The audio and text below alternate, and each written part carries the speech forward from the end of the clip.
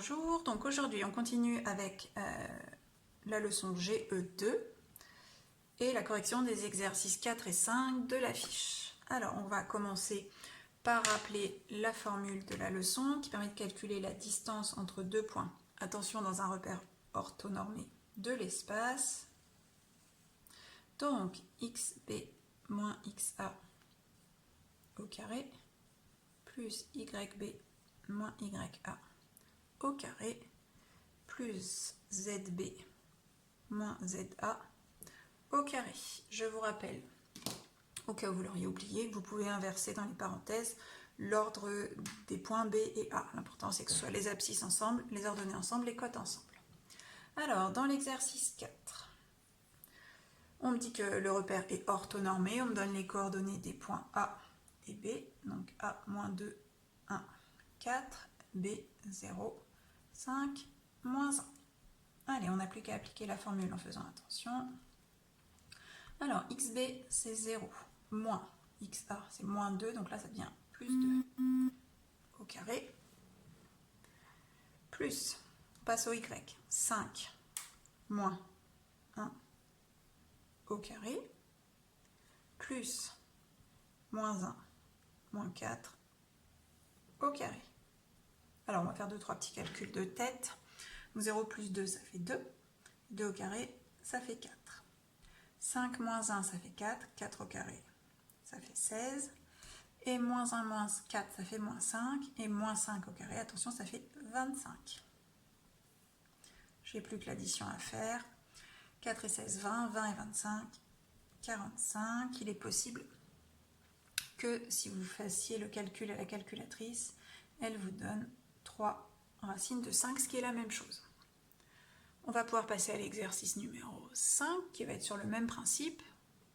Alors, dans l'exercice 5, on a toujours un repère orthonormé. Je rappelle que c'est obligatoire pour appliquer cette formule. Et on a une sphère de centre oméga, qui a pour coordonnées 2, moins 1 et 3. Et une sphère dont le centre est oméga, et donc qui a pour rayon 3.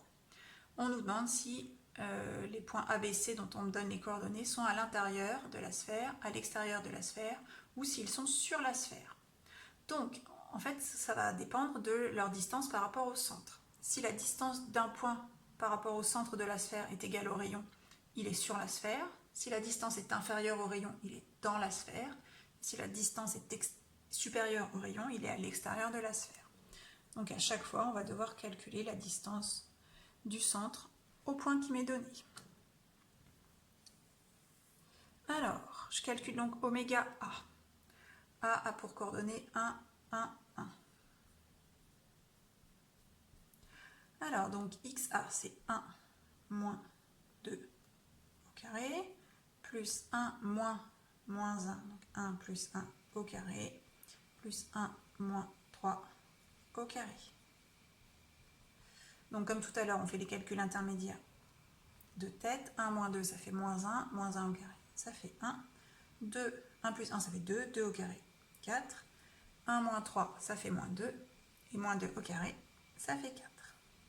Donc, on trouve que oméga A est égal à racine de 9, c'est-à-dire 3. Donc, on peut en déduire, puisque c'est le rayon de la sphère, que A appartient à la sphère de centre oméga et de rayon 3.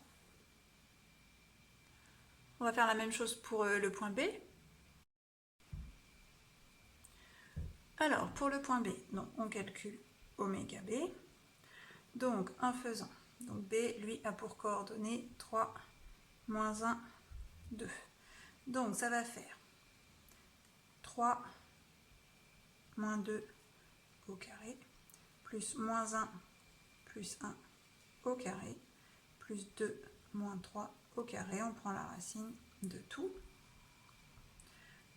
On trouve 3 moins 1, 3 moins 2, 1, 1 au carré, 1, plus, ça fait 0, plus 2 moins 3 moins 1 au carré, ça fait 1. Donc oméga B est égal à racine de 2, qui est inférieure à 3. Donc B est à l'intérieur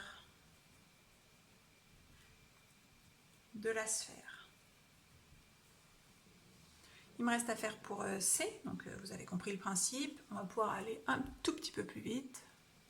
Allez, on calcule oméga C, donc 4 moins 2 au carré, plus 3 moins 1 au carré, plus 2 moins 3 au carré. Alors, 4 moins 2, 2 au carré, ça fait 4, plus 3 plus 1, 4 au carré, 16, plus 2 moins 3 moins 1 au carré, 1. On trouve racine de 21, donc là, pas trop besoin de la calculatrice pour savoir que c'est supérieur à 3, ça fait environ 4,6. Donc C est à l'extérieur de la sphère. Voilà pour cet exercice.